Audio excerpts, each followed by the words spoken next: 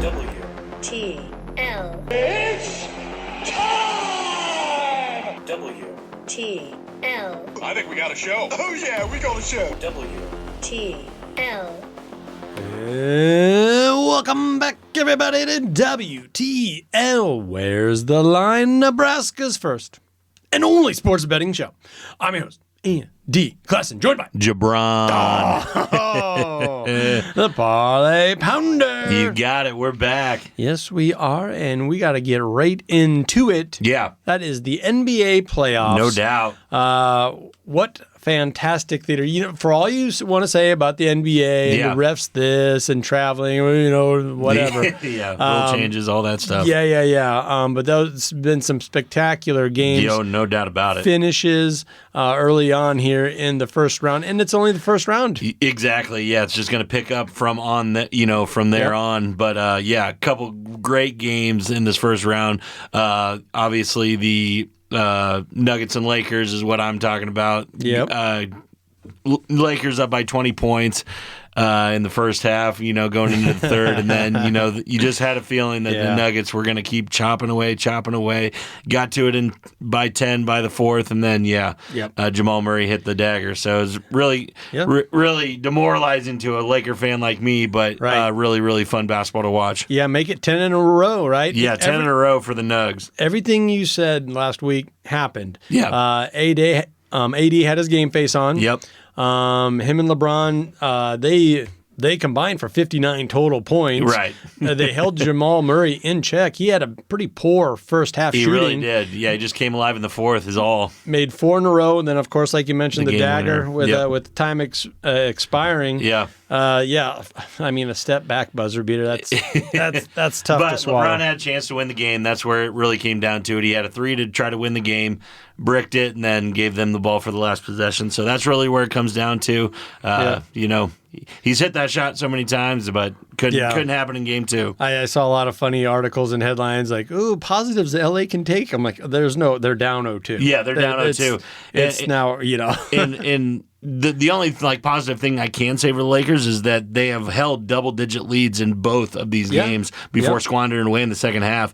They certainly feel like they should have at least probably won one of those games, but it felt like it. Yeah, it did. They can't let themselves be demoralized against this well-oiled machine, Nikola Jokic-led Nuggets. Yep. They have to go out there and do it 100% intensity again. And I really think the best bet for this Thursday night game, Andy, Game 3 in Los Angeles, is I think they can win that first half again. And that line is sitting right there at minus 134. Okay. So that is one Laker bet that I think is really going to happen because similar to how the first two games go, the Lakers have a good chance to win the first half. Home court advantage will give them additional, and that AD and LeBron are going to play as many minutes as they physically can. Right. Because if they lose game 3, it's all over. Yep. It's all over. So the extra day of rest should give those stars the additional energy that they need for game 3. So I really think that the first half line is where I'm going to put a lot of my money on Thursday night. Yeah, and Game 3 is going to be on TNT. It's the nightcap. It's a 9 p.m. tip-off, so get a little nap in there midday if you can, so you can stay up to watch the end. Yeah, it's midnight by the time these freaking get over. And that's a great point because the Lakers do so well in the first half. Yeah. I think when they kind of fizzle out or run out of gas, it's because their bench isn't very deep. Yeah, no doubt. They're just so top-heavy payroll-wise, the whole 9 yards, no right? Doubt. That's how this team is constructed. Yep. But that first half bet, I really like that. With all that being said, all the Nuggets do is win and beat the Lakers. Exactly, yeah. The Lakers are a 1.5 favorite at home for Game 3. I would probably put my money on the Denver Nuggets to win this game. I really think that Jokic and Murray will get it going in the second half. They smell blood. They do. And did you catch AD's post-game presser? Yeah, he got on Darvin Ham a little bit. Yeah, I got some audio. Hold on. Yeah, and LeBron did the same thing, but he's pointing at the refs. Didn't know what's going on in the replay booth. Dude, you're up 20. You guys were up 20. Yeah. It's nobody's fault but your guys's. But I do believe that Los Angeles wants to, certainly avoid back-to-back sweeps in the playoffs from these guys. So they are going to take their biggest swing here and try and get a game. I do expect this to be another slow-paced game, Andy. So that over-under sitting at 216 as I'm seeing it right now. I believe that under is a good play. So both teams like to slow things down and control their offense in the half court. That trend should continue, considering the Lakers are doing a good job against Denver on the defensive end, like you were saying, while struggling to score themselves on the other side. So should be another low-scoring affair. So I like that under 216 as well. I do too, and Denver, they don't mind slowing it down. They kind of like that half-court game, but this might be one of those spots where it would be more conducive for them to kind of push the Lakers, try and push that tempo, but they don't have to. They're more than comfortable playing their style. Yeah, they're up 2-0, yep. And Joker in the half court is where they play. That is exactly what they do. Jamal Murray, Joker, pick and roll. That's all they need to do. Do you like any player props? I saw Jamal Murray's usually lands about that 23.5. Yeah. And it just feels like he's on another level, playing with so much confidence right now. I mean, I would probably take his overs. I believe both LeBron and AD points over will probably be a good thing. I would do a double-double for Anthony Davis. He has to do that. But, he's sitting there with AD at points at 25.5. He probably should do that. D'Angelo Russell was a nice surprise on game 2, hitting all those threes. He's at 17.5, so that's probably good. But LeBron James can't go wrong with 25.5. Take that over. He's not going down without a fight. His alternative points, if you want to go all the way up to 30, is plus 170, which I probably will sprinkle a little bit on. LeBron, like I said, he does not want to lose this game, and he's going to do everything he can to win it. So I like 30 plus LeBron plus 170. So if you bump them up to 30, you get a lot more plus money. No doubt. That's where that's at. That's where that's at. In that alternative line. Yes, sir. Yeah. Then there's plenty of apps that are offering plenty of different lines for you to wager on. Exactly. And the one I really like for Nikola Jokic is over points plus rebounds plus assists. It's sitting at 50.5 right now. Okay. This guy will most likely get 35 points, 10 assists, and 12 rebounds, which will sky over that 50.5. So I really like Joker over 50.5 points, rebounds, assists. All righty. Well, I never argue with anything on plus Jokic, the Joker, for sure. He's the man. Should we move on up to the 6:30 tip-off? Let's do it. That also is on TNT, and that is the New York Knicks versus Philadelphia 76ers. Much like the game we just talked about, it came down to the wire. Yeah. It looked like Philadelphia was going to sneak one and get one on the road, steal one on the road. Unable to seal the deal, the Knicks prevail. They are up 2-0 heading to Philadelphia. Yeah, Andy, that was such a good game to watch. Yep. No, it's just the thing with Joel Embiid. Everybody knows that he is, the best player on the court and probably the best center in all of basketball, probably besides Joker, obviously. But with dominance fashion, he probably is, just with the size and how strong he is. Traditional post. He's never won. He's never won outside of the second round in the NBA playoffs, which is just absolutely nuts when they start saying he's one of the best 75 to ever play, top 100 all the time.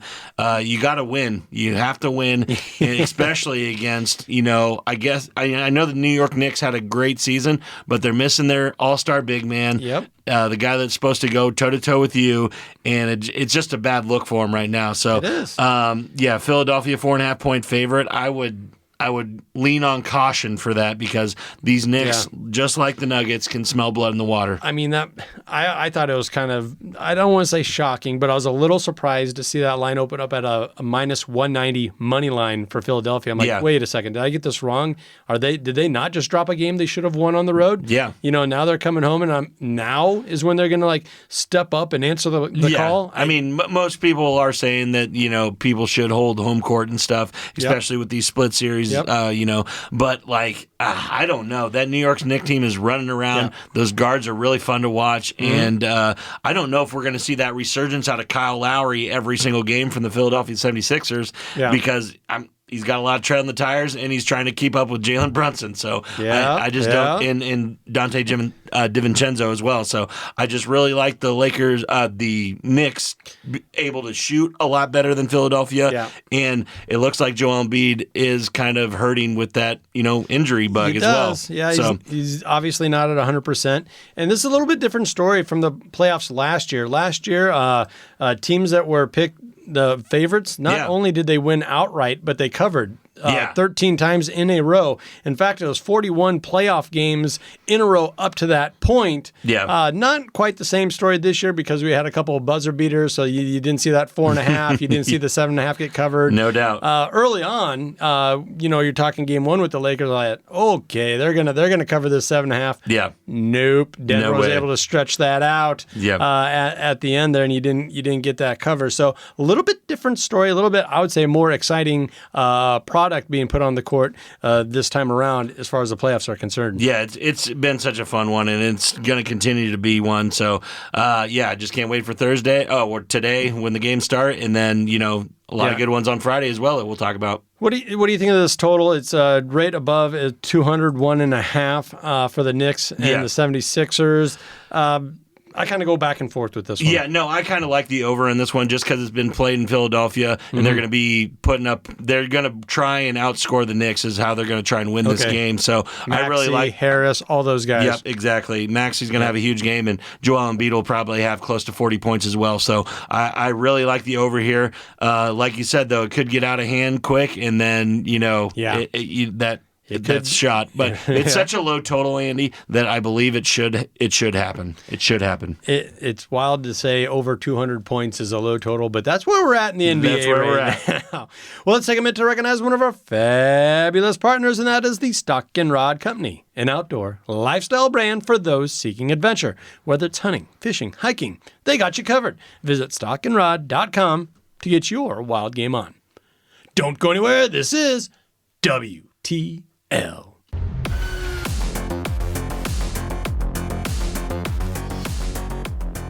And welcome back, everybody, to WTL. You know what that stands for. Where's the Line? Nebraska's first and only sports betting show. I'm your host, Andy Klassen, joined by Jabron. Oh, the Parlay Pounder. You got it. We back. Yes, we are. Now we got to talk some NBA playoff round one of the playoffs, and we talked Thursday. Now we got to talk Friday night. You know it. A couple more stellar matchups here. And let's start with the 7 o'clock tip on ESPN. That's the Clippers. Oh, boy. Down 0-2, heading to Dallas. It looked like they were going to be able to defend one. Oh, it's 1-1. It's 1-1. It's tied 1-1. That's it. Yeah, Dallas needed some heroics there. Yeah, they did. They needed Luka and Magic, and they got it. Yeah, at the end of the game, too. I got ahead of myself there. And this is where, I think you were kind of leaving the Clippers for dead. Yeah, no doubt. And they didn't look too bad. Yeah. They didn't look. And Kawhi. Kawhi's first night back. Yep, first night back, and he's only going to get better, like you said. But, now they're back in Dallas. Dallas has a 4.5 point, favorite here for this game. 208.5 over under. Andy, like you said, it was getting bet down. It's getting bet down. It's getting bet down. It was at 209 earlier today.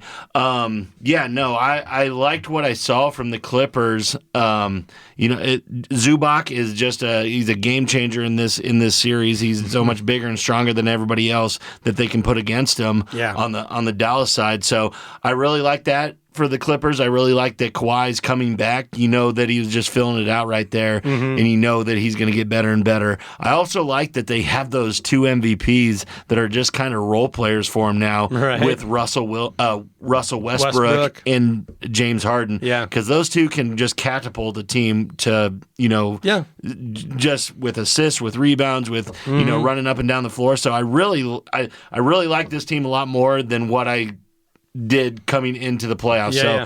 This could be an upset alert for the Mavericks. Slowing things down, which would, I think, be conducive for the Lakers. They're an older team. Kawhi is nursing that. Clippers, yep. Clippers, sorry. Yeah, L.A. But Jason Kidd, the coach of the Mavs, said, hey, I liked that. Yeah, no doubt. Both teams Luka loves that. Being under 100 points. Yep. He was quoted as saying, that was 90s basketball at its best. Yeah. We love it, keeping both teams under 100. So it's kind of it'll be interesting to see who wants to push the pace offensively and when do they want to do that. Is it going to be in spots? When and how is that going to happen? Or are both teams just happy with walking the ball up and getting into the half court? The reason Jason Kidd thinks that's so awesome is because he loves it if it's a close game, he has the trump card with Luka Doncic and Kyrie Irving. Probably the two best players on the floor, regardless of who they are. I love them if it's a close game, Andy. Like I said, with those other guys running around, though, Paul George, Kawhi Leonard, Russell Westbrook, James Harden, they probably have the next best 4 players or 5 putting Zubac there. So Jason Kidd loves it if it's a close game because he's got the trump card with the 2 best players. But I really do believe the Mavericks are going to win this game. I don't believe it's probably. I like the Clippers' chance to cover here with it being 4.5. You like that 4.5 number? But what I really like the over, Andy. Like you said, I really think it's going to be a little bit of a different pace than this past game that we saw. It's only at 208.5. It was at 209. I had this getting up to 230, Andy. Oh, really? That's where you capped it? I really think that this game is going to hit some new strides. We're going to see big point totals by these all-stars that we're talking about. So, I got the Mavericks winning 116 to 114. Yeah, and Leonard is only going to get better. I mean, he averages 24 points when he plays a full game. No doubt. And he didn't look too bad. He had some really nice numbers, only putting in 15 minutes of work there in game 2. Yeah, for sure, Andy. And, you're just going to get more and more minutes out of him. If you're looking at his point total, it's over 22.5 right now. Okay. And you're getting at it at a plus 100. So I don't quite know enough about him to put money on him yet. Where I look at it is that I'm going to go over on Zubac's points at 11.5 at a minus 125. So I like Zubac over on points over 11.5, and then I got to give it to my boy Kyrie over 24.5. I believe he's going to get that easily, especially if they're going to win this game. He'll even force it to get it. No doubt. That's Kyrie. Zubac, does he have like a total number there with rebounds? Because I do like what he's doing on the glass. Yeah, he does for sure. Let me look, Andy. Zubac is over 10.5, so I love that as well. Yeah. And you can just pretty much put him down for a double-double because that's what's going to happen. That's about a season average right there. No doubt. And right now, if the Clippers want to chip away and, they need him. They need him. That's one of their big advantages right there. In Game 1, he was the difference. In Game 2, you could see he got in a little bit of foul trouble early in the first half, kind of got them out of their rhythm. So, no, I love both those bets, especially on Zubac. So he's my guy for the Clippers. All righty. Well, should we move on to the nightcap? Let's do it. 9:30. I love it. 9:30 tip-off on ESPN. I don't love that. Minnesota Timberwolves, they are up 2-0 over the Phoenix Suns. Kind of a demoralizing loss in Game 2. It just felt like the Timberwolves down the stretch were just in total control. No doubt. Everyone's saying like, well, KD didn't quit, but oh boy. Kind of. he didn't look too enthused, and you got young Ant-Man out there. No doubt, talking. Yeah, talking. And he's struggling too. Yeah, that's exactly where I was going to go with it. You had Anthony Edwards and Karl Anthony Towns with 2 off games. Yeah. And they admitted they were off. No they doubt. didn't play their best games. And the Suns still got handled in kind of a dominant fashion there in Game 2. Yeah, for sure. Jaden McDaniels for the Timberwolves stepped up with 25 points on 10 of 17 shooting, winning Game 3 to be a massive step towards the conference semifinals. But this will be by far the hardest game to win here, Andy. First game back in Phoenix. Yep. All those all-stars, Bradley Beal, Kevin Durant, Devin Booker, all bloodthirsty for a win in the playoffs. I think Kevin Durant will certainly have something to say about that. The Suns have had a lot of bad luck so far in this series. Their leading three-point shooter, Grayson Allen, sprained his ankle in both games and is likely to be out for several weeks, Andy. Booker fouled out down the stretch in Game 2. No doubt. Yeah. So I believe the lowest scoring bench through the regular season, also struggling in the playoffs. I'm looking for the big 3, Durant, Booker, Beal. Like I just said, pick up the slack here. This will be a familiar feeling for Phoenix. They found themselves in a 2-0 hole in last year's series against Denver, after which they came back with consecutive wins. I know it's hard justifying backing a team after seeing them fail and crack the 100-point mark, but I believe in Kevin Durant, and I believe that they are going to cover this 4 points as well. And that's where the money's going too, because this line opened up at 3.5, and it's already been bet up to 4.5 as the Suns being your favorite.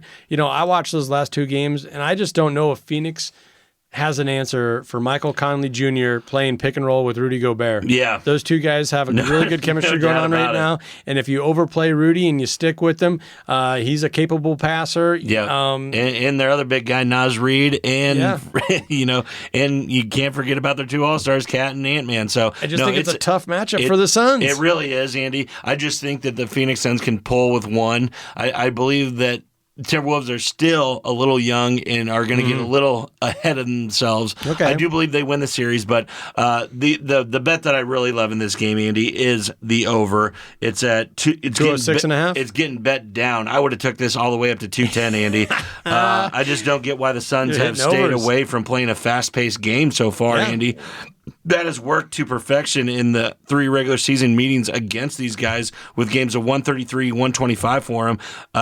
Losing Grayson Allen is a devastating blow, obviously, like I mentioned, but we've seen players like Royce O'Neal, Eric Gordon step up in the past. Devin Booker and Bradley Beal have also left a lot to be desired over the first 2 games, so I believe the over is going to sail here, Andy, so that's where I'll be putting most of my money on Friday night. Okay, well, Gordon stepped up and had a really nice second half for the Suns, and we've seen him in the playoffs before, whether it was with Houston or whoever. So we know he's another one of those veterans that can get it done in the void of Grayson Allen tripping up that ankle. Any player props you like, or are you really just looking at these totals? Well, like I said, I love the over, Andy, but if I'm going to get this over, I have to look at a couple player props, and for sure I'm going KD over on points, and that's sitting right there at 26.5. Okay, he averaged 27 on the season. Yeah, no, I think 26.5, he's at a plus 102 for that, so you're getting plus money. I believe he's going to have at least a 30-point game to win this game. Okay. Also, if you want to look at Mr. Karl Anthony Towns, had a kind of a down game. Everyone's thinking bounce back, right? Everything's bounce back. And his point total is very low right now, over 16.5 points. So I love the Cat prop as well. He should be able to get there, right? He should be able to get there. He can't have 2 bad games in a row. That's true. Nobody in NBA playoff history has had 2 bad games in a row. I hope that's the case. But no, those are definitely the 2 that I'm zoning in on are KD points and Karl Anthony Town points. All righty. Well, hey, let's take a minute to recognize one of our fabulous partners, and that is the Nebraska Brewing Company. We've been enjoying, once again, the Ale Storm. Got it right here in front of me, and their new the Jersey cans they've reintroduced. That's the official beer of the AAA Storm Chasers. Omaha Storm Chasers. The Omaha Storm Chasers. So head on down there. Now you can get them in cans, and you also get a 6-pack of those cans at Hy-Vee and everywhere else. Yeah, the Triple Play limited edition can. There you go. They're pretty snazzy. They are cool. Sharp. They are pretty cool. Nebraska Brewing Company, world class in every glass. Don't go nowhere. This is WTL. And welcome back, everybody, to WTL. Where's the Line? Nebraska's first and only sports betting show. I'm your host, Andy Klassen, and I'm joined by a very special guest here for this segment, Taylor Mathis. And Taylor, hey, you did some work in our area before, right? This is kind of a little bit of a homecoming.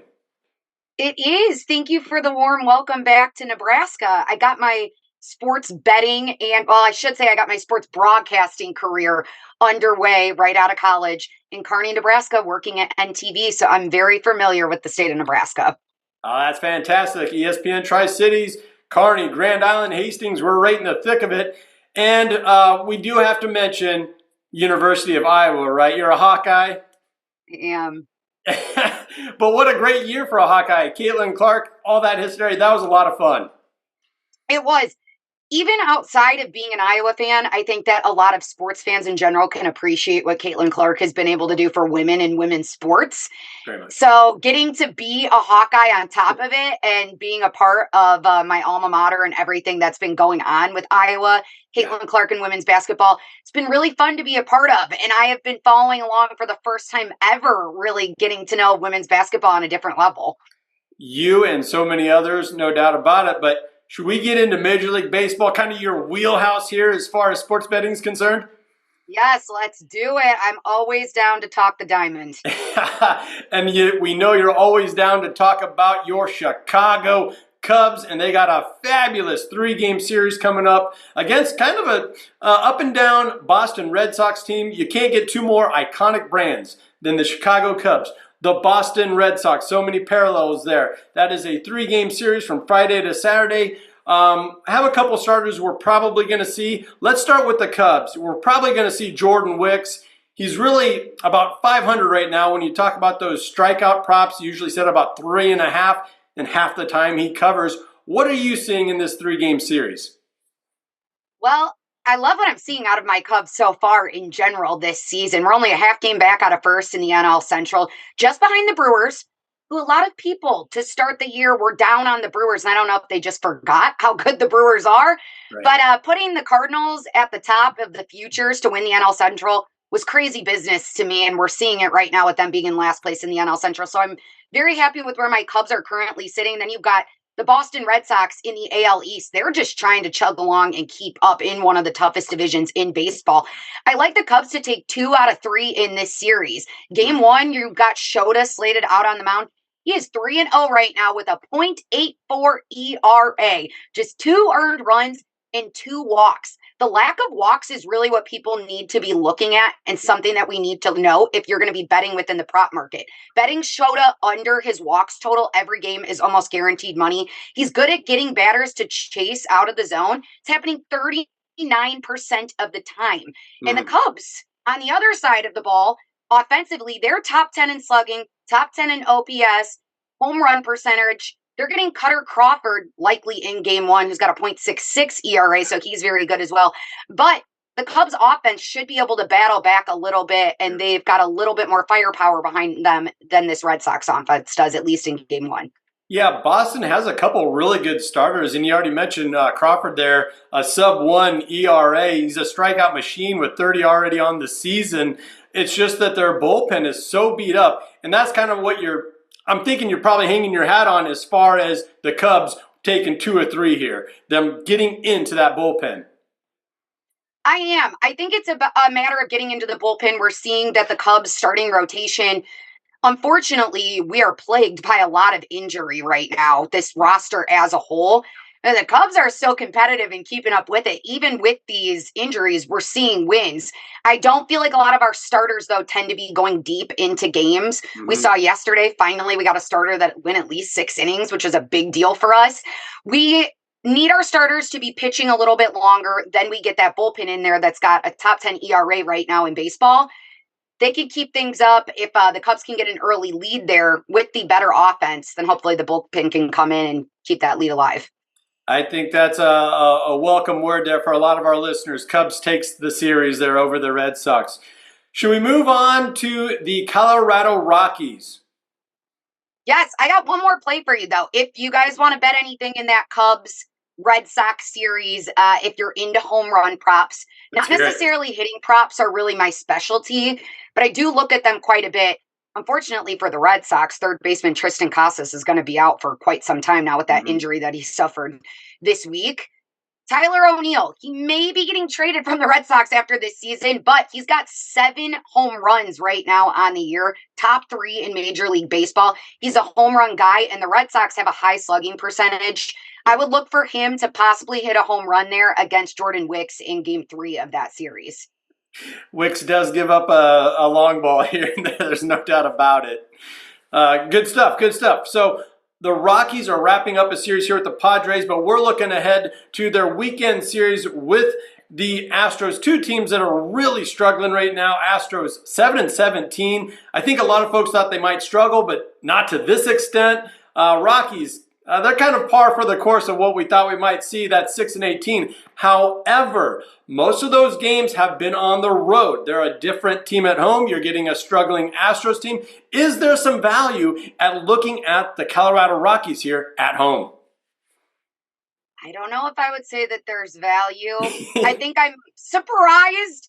I think, as most people are, I don't think at this point in the season, people would be able to tell me that the Astros have only won 1 more game than the Rockies. Right. That's crazy talk. Nobody would have thought that at this point in the year. The Astros right now, if you're holding a futures ticket on the Astros, I would be slightly worried. they do have a chance to still turn this season around. 41% chance to make the playoffs, just a 23% chance, though, to win the AL West right now. So if you're holding on to that AL West futures ticket for the Stros, I'd be a little nervous at this point in the season, but we still got time to make the playoffs. I would look to back the Astros in a sweep here against the Colorado Rockies. This series is actually in Mexico City this weekend. So it's something to look at. They're not at home. We've got both teams that are going to be on the road. And the Astros are going to be facing two different, likely for this Colorado Rockies rotation, two righty pitchers. The Astros are top 10 in the league when it comes to strikeout rate against righty pitchers. And they're also top 10 in the league in hitting and on base percentage against righty pitchers. I think this is a good matchup here for the Astros and for them to be able to get back into that win column. Their starting pitching's got to step up a little bit. They've got a 3.26 ERA, 5.16 ERA, excuse me. So that's going to cut the Astros a little bit of a break. Yeah, and that's a great point. That's why we love having folks like yourself on. On paper, it's a home game for the Rockies, but that elevation, it's actually higher in Mexico City. So that's probably a good thing for those Houston Sluggers.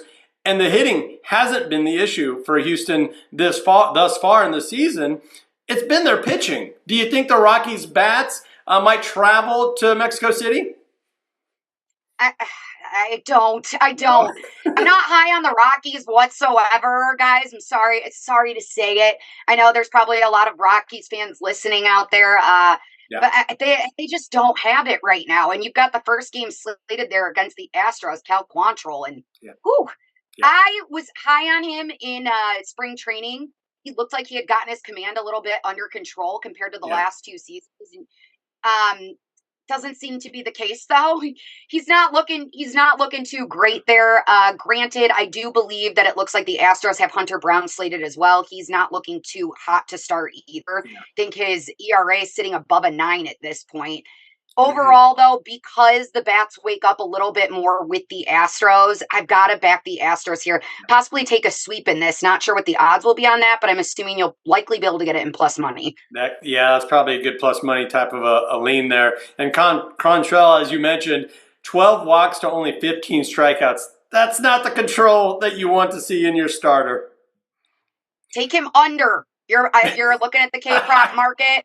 Like I said, the Astros, they hit righties very, very well. I believe they have the second best K rate in baseball to right-handed pitchers right now. So if you are looking to do a pitcher prop, go with the unders on strikeouts there for Cal Quantrill. That'll be a good one. Love it.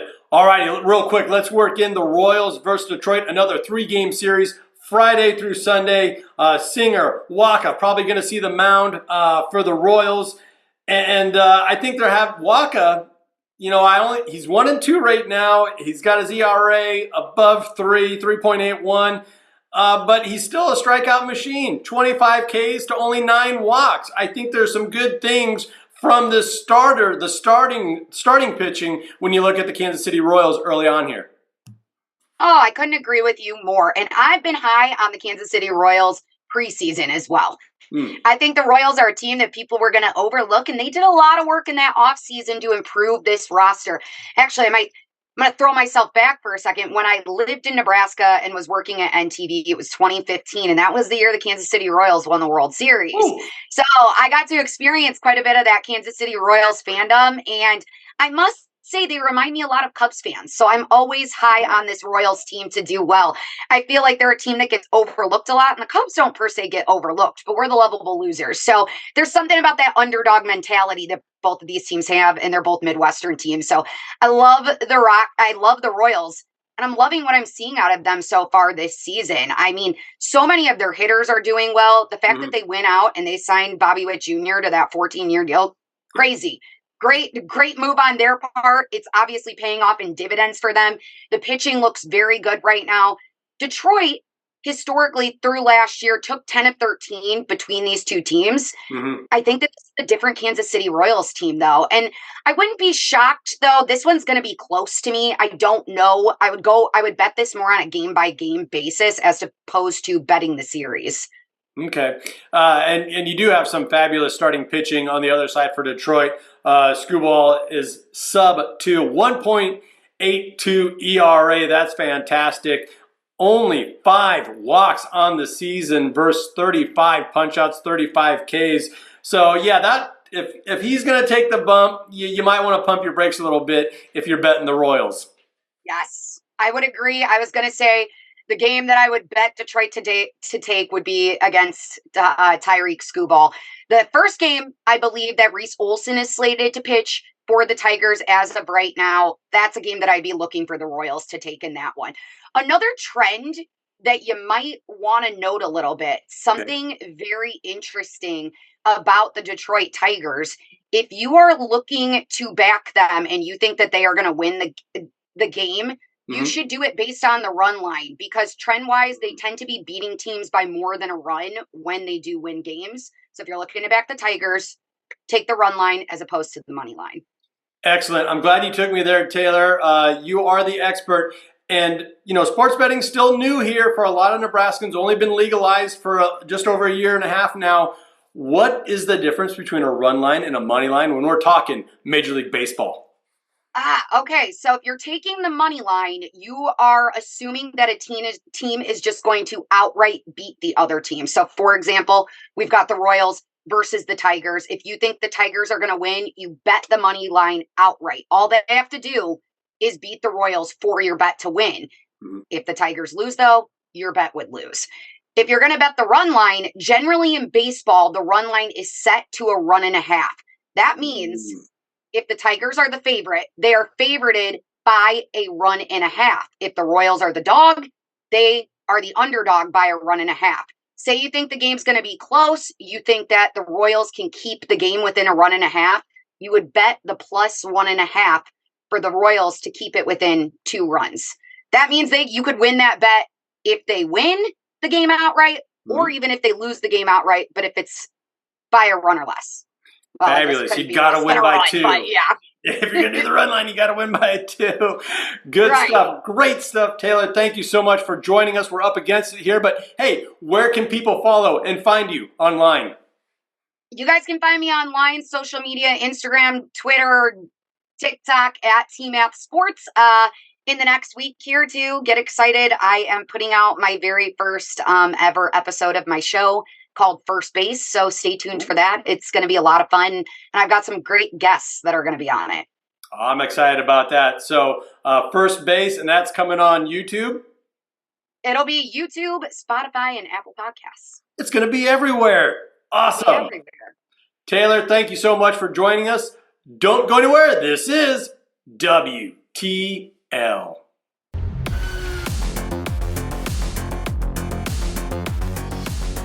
And welcome back, everybody, to WTL. Where's the Line? Nebraska's first and only sports betting show. I'm your host, Andy Class, and I'm joined once again by Jabron the Parlay Pounder. Yes, sir. We're back. Yes, we are. And how about Taylor Mathis? Yeah. What a surprise awesome. that was. Yeah. She's great. So cool that she got her professional career started in Kearney with NTV, and it was the summer that the Royals won the 2015. No So she still has a little soft spot for the Royals. Yeah. I don't think that affected her analysis. Maybe it did just a little bit. Maybe just a little bit. It's a fun team. It's a fun team to root for. Those were awesome years for the Royals. It just feel like if they're within a couple runs, they're going to win the game. So very fun team to cover, I'm sure. Yeah. And then of course we talked about the Cubs and the Red Sox and their 3-game series coming up here this weekend. 2 iconic brands. But I couldn't get her to give any love towards the Rockies, and I think that's because they've only won 6 games this year. That's pretty tough to give them any love because, they are not doing too well. Thanks once again to Taylor Mathis joining the show, joining our program, and sharing all that wonderful information betting Major League Baseball. But now we got to get back to the NFL. Yeah. And I know what you're thinking. You're like, well, isn't it springtime? There's no NFL game. It's the NFL draft. Yes, it is. And betting on the draft has gone bananas over the last 2 or 3 years. And this is where bettors have actually come out ahead of the NFL. No doubt. The last 3-4 years when these lines started to open up and you're seeing more exotic and different type of plays being made, the books thought they were getting snazzy and going to steal some bucks. Yeah. It's actually hurt them. It's come back around because word gets out. Yeah. Sharps don't give up their sources. The books have really taken a beating on the draft. Yeah, Scheffner's given out a few too many, lucky plays and all that kind of stuff, I think. But we're Shefty. Yeah, well, Shefty and Kuiper and all those guys. So good. They're so good. They're so good. No, it's pretty crazy. The first one you need to talk about, obviously, is your Chicago Bears with the number 1 pick. I know. They're probably going to win the Super Bowl here after this draft. It's going to happen. Looks that way. Yeah, so this is the only thing for sure that we know is going to happen, that I know for sure. Minus 20,000. Minus 20,000, Caleb Williams, the new starting quarterback for the Chicago Bears. Young man out of USC. The Bears did a heck of a job stockpiling picks over the last couple of years and playing really bad football to secure that number 1 pick. Yeah, and making sure that the Carolina Panthers played bad football as well and stole from them as well. Pick. So, got the very good. Both of our teams are just awesome at football. Ouch. Is there any fun lines with old Caleb Williams? Like, are his fingers going to be painted neon orange? Are they going to be pink and yellow? Yeah, I haven't seen anything like that, Andy. But the thing I'm looking with Caleb Williams is actually putting him into a parlay for the exact top 4 order. Oh, wow. So here we go. This is what I'm looking at for the top 4 order, Andy. Okay. And it's not the top 1. The top 1 for this on DraftKings is Caleb Williams at 1, Jaden Daniels at 2, Drake May at 3, and then Marvin Harrison Jr. at 4. Yes. That is not the way that I think this is going to shake out, Andy. I believe that those 3 quarterbacks go 1, 2, 3, and then somebody trades up and gets J.J. McCarthy at 4. So that's at a plus 275 right now on most books if you do the exact order of Caleb Williams, Jalen Daniels, Drake May, and J.J. McCarthy. I believe that's a really good play there. I believe people are going to really trade up to get JJ. I don't agree with it, but I think it's going to happen. It happens every year. It's a quarterback-driven league, and it gets crazy. It really does with quarterbacks. Hey, I'll admit it. I thought Kansas City was crazy, trading all the way up to 8 to go get Patrick Mahomes. Yeah, what a bunch of idiots! It's so stupid. The guy averaged like 4 interceptions a game at Texas Tech, thrown across his body the whole 9 yards. Yeah, I'm like, here we go. 3 Super Bowls later. Yeah, go get a quarterback in the first round. I get it. Whatever.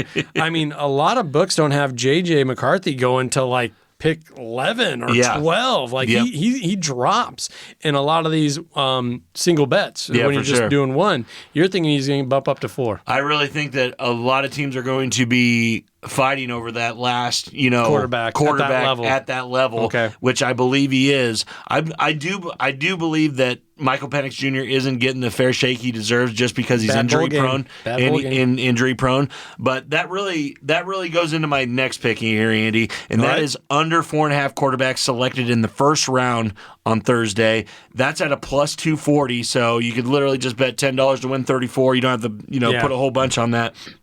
But the over-under on quarterbacks selected in the first round is 4.5 on DraftKings. Over is, 4.5, substantially a favorite at minus 300. But I really like the under here, Andy. You like the under? I really think the only locks for the first round are Caleb Williams, Jalen Daniels, Drake May, and J.J. McCarthy to go in the first 32 picks. Michael Penix Jr. and Bo Nix are sitting there right at the outside. I believe they're both going to be second-round picks, Andy. So I really like under 4.5. Yeah, because after you take those first 3 quarterbacks, I feel they're kind of locks as well. Yeah. So much talk has come out over Drake May and the Patriots, how much in love they are with the guy. I don't think they're going to be able to get away from him. Neither the Commanders away from Jaden Daniel. Yeah. I mean, I kind of like the idea of just doing those 3 quarterbacks in a parlay, 1, 2, 3. Yeah. But for the big plus money, you got to throw that in there with that 4th pick.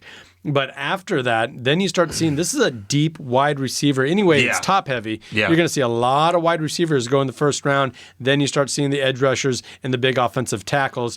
Do you have a line in front of you? I'm just curious as far as like wide receivers, because I would think a 3.5, a 4.5 would be right on par with quarterbacks. I don't have the wide receivers, but right there. I just like you talked about the offensive linemen. In the first round is over 9.5, Andy. The under is sitting there at plus 150. I believe that is a great play with the under 9.5, Andy, with the plus money. There's only 5 locks, Andy, with Joe Alt from Notre Dame, Fanasua from Penn State, J.C. Latham from Alabama, Troy Fountainu from Washington, and Mims from Georgia. So those are the only locks in there, Andy. I know other people are going to be wanting to beef up that offensive line. I just don't believe that there's enough high caliber ones to throw in the first round. Right. Yeah, so I love that under 9.5 for that. Yeah, and Alt's the cream of the crop, and he's projected to go 7 overall to Tennessee Titans, and you're getting a late start now. You're already a third way through the draft. You're all the way through the draft with the best player that I believe probably, to 7 picks into it. Everybody's saying this is Joe Thomas reincarnated. So, most people should be thinking about him 4 or 5. You know what I mean? Yep. And then it looks like I'm just looking at some projections here. The Bears at 9 going to go with an edge rusher and Jared Verse, but we have seen the Bears really, really goof it up before. Yeah, no doubt. Trade up and take a guy that they could have waited for or whatever. I wouldn't be surprised, especially when we start getting outside of those top 3-4 picks. We're going to see some movement. So then you can throw all these projections out the window. Exactly, Andy. And the line you were talking about with the wide receivers is over 6.5 in the first round. Whoa! The under I knew it was deep. The under is way minus 360. So a lot of people think it's going to be under that. But if you want to go over, it's at plus 280. So that is a play for people if they think it's going to be a big wide receiver. The last one of the last ones that I want to talk about, Andy, is total offensive players in the first round is all the way up, Andy, to over 21.5. With 32 picks in the first round, one side of the ball for 20-plus picks is a largely unheard of in recent history. Yeah. In fact, the past 6 years, Andy, the most offensive players to come off the board in the first round is 18. 18, and that's the most. And that's the most. That's the in most. the last 6 years, Andy. With a deeper QB and receiver group than normal, look for the offensive side of the ball to dominate Thursday's first-round selection. So I believe at the plus 150, it's a good play over 21.5. I mean, when you're talking about 9 offensive linemen going in the first round, I mean, throw that in with the receivers, throw that in with the quarterbacks. I think that gets lost in the running back discussion. No doubt. I mean, you even have a couple tight ends projected in the top 10 here. No doubt. Brock Bowers, going to the Jets out of Georgia, right? Yep. So, golly, that's right on the nose there. It is really right on the nose, Andy, but I do believe it's going to happen. One thing that I'm just going to throw a freaking softball out here. Little flyer. I love it, and it kind of contradicts some of my other picks, but I believe the Los Angeles Rams are going to draft a quarterback with their first selection, and it's a plus 2,500. So it's a big softball out there. The best time to take a quarterback is when you don't need one, Andy. Okay. You're not desperate. You don't have to overpay or overdraft. That's the position the Rams, I think should be looking at now. Yep. They don't need a quarterback, but probably will need one soon. Right. So I think Penix Jr. or Bo Nix are going to be sitting there for them. And Bo Nix would be perfect for them, wouldn't it? I think so. Matthew Stafford's entering his 15th year. Like I said, this is a Hail Mary, but this is at plus 2,500. You can throw $5-10 on it and come away with some cash to spend on other stuff. So I think it's a fun one. It's the draft, right? Let's get crazy. Let's throw another one out there. Yeah. A Husker taken in the first 5 rounds. Over. Over? Yeah. Oh, no. Yeah. Well, we got one guy projected. We got Omar Brown. Okay. Yeah, Omar Brown. It looks like he's going to get picked up in the 6th round, 6th or 7th round. So, it's not looking good for the Huskers this year. Hopefully, a lot coming out next year. Come on, Omar. Sneak in there. Hopefully you get drafted and make that roster. I think he's projected 6th rounder, mid-6th rounder to Detroit, right? The Lions? Detroit. Hey, they love Huskers. They love Detroit the Huskers. Loves the Huskers. Bring back that Sioux blood. All right, you got one more player. Should we wrap this up? Yeah, no, I think, where's it at? I had one more, and it's Joe Alt, like you said, that offensive lineman. Yep. I do believe that somebody's going to trade up for him at the 5th pick, Andy. Oh, okay, yeah. Plus 475 to get up to the 5th pick. There's so much noise about the Chargers taking a wide receiver at 5, but I don't see it, Andy. Yeah. Justin Herbert's your biggest asset. You need to protect your most important piece. Yep. And I believe Joe Alt will do that with the 5th pick. I believe Joe Alt plus 475 is great. Numbers There's there. value there, yeah. Great value. I believe that the Chargers should take him. No, and we've seen that recently from the draft. Once the quarterbacks go, then it's offensive tackle and it's edge rusher. Yep. It's fun to talk receivers and all that stuff, but no, it's offensive tackle. And the salaries reflect that. The number one position is quarterback by a mile, and then the second highest paid is offensive tackle. Yeah, exactly. And it makes too far sense to take an offensive lineman here, then address the wide receiver at the top of the second round in a deep receiver class, Andy. I guess there's a chance the Chargers could trade back, but Alt is the safe and most productive pick that the Chargers could take. I like Alt. All righty, well, that'll about do it for us this week, folks. Be sure to follow us on ESPN Tri-City Radio and their Facebook page. Hey, look us up on Twitter, and if you haven't already, please subscribe, give us a like, a thumbs up, whatever you do on YouTube. We're going to have a whole bunch of shorts, feature-length videos coming at you throughout the week and weekend. And then TikTok is still around. Yeah. The bill was passed. It might be they're either going to have to change things up, change ownership, or it's going to go bye-bye, but it's still around. So, hey, find Jabron over on TikTok. Yeah, definitely check us at WTL Sports Betting for, like you said, videos on player props and big games coming up this weekend. For Jabron, the Parlay Pounder, I'm Andy Klassen. Thank you for listening. This has been WTL.